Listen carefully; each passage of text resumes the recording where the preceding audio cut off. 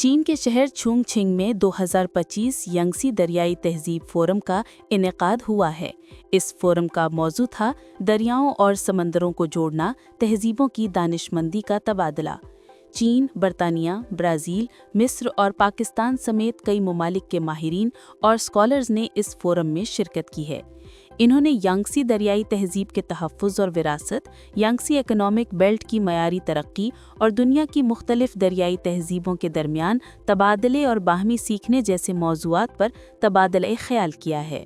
Such events are amazing events. یہ programme واقعی شاندار ہوتے ہیں۔ ان کے ذریعے ہم اپنی تہذیب کی جڑوں کو بہتر طور پر سمجھ سکتے ہیں۔ ہمیں اپنے فہم کا دائرہ وسیع کرنے کی ضرورت ہے۔ چین اور یہ شہر چھونگ چھنگ نہ صرف دریائے یانگسے کو بلکہ اس کے ورثے کو بھی دنیا کے سامنے اجاگر کر رہے ہیں اور دنیا بھر کے لوگوں کو جوڑنے کا بہت اچھا کام کر رہے ہیں۔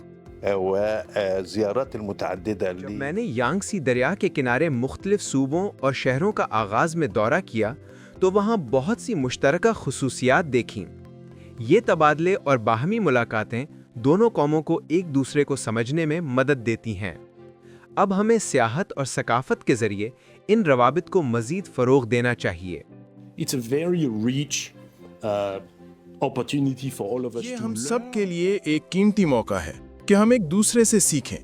جب آپ یانگسی دریا کی ثقافت کو بیان کرنے کی کوشش کرتے ہیں تو آپ نے بالکل درست طور پر کشادگی کو اس کا حصہ بنایا ہے۔